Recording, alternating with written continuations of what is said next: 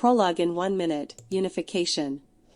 In Prolog, the equal sign does not mean assignment. It means unification. Unification tries to make two terms the same. For example, x equals 1 plus 2.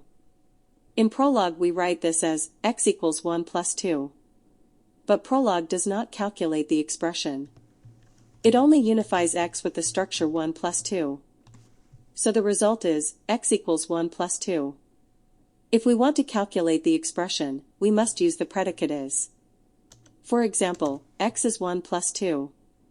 Now Prolog evaluates the arithmetic expression. And the result becomes x equals 3. So remember this rule: the operator equals performs unification.